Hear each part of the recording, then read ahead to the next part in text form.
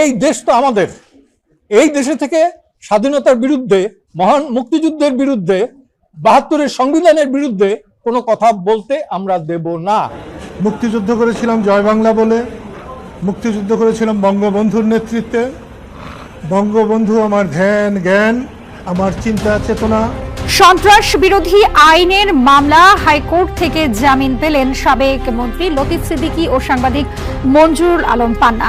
কারাগার থেকে মুক্তি পেয়েই জয় বাংলা জয় বঙ্গবন্ধু স্লোগানে রাজপথ কাঁপাচ্ছেন বীর মুক্তিযোদ্ধা কাদের সিদ্দিকী এবং লতিফ সিদ্দিকী। তারা জানিয়েছেন, বঙ্গবন্ধু মুক্তিযোদ্ধারা না জন্ম নিলে বাংলাদেশের জন্ম হতো না। মুক্তিযোদ্ধাদের অপমান করলে মুক্তিযোদ্ধারাই বিজয়ী হবে। যতদিন বেঁচে থাকবো মুক্তিযুদ্ধ নিয়ে বেঁচে থাকবো, স্বাধীনতা নিয়ে বেঁচে থাকবো, বঙ্গবন্ধুকে নিয়ে বেঁচে থাকবো।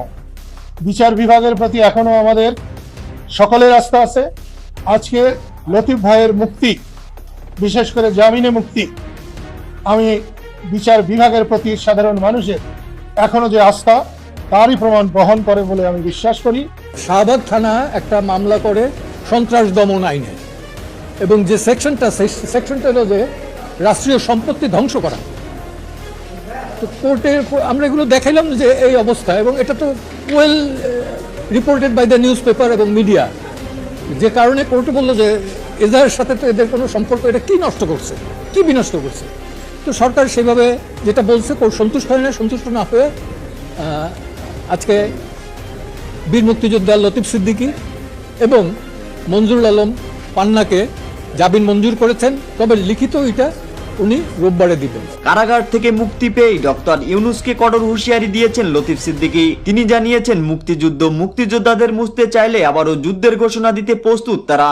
আমরা মুক্তিযুদ্ধ করেছি দেশের মানুষের জন্য, স্বাধীনতার জন্য, কথা বলার জন্য, আইনের জন্য।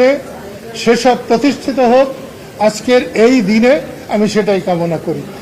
সরকার না করলে, সরকার যদি কারো প্রেসারে চলে, তাহলে সেটা তো সরকারের উপরে বড় সরকার। আমাদের দেশে এরকম কোন সরকারের উপরে বড় সরকার থাকুক, এটা আমরা চাই না।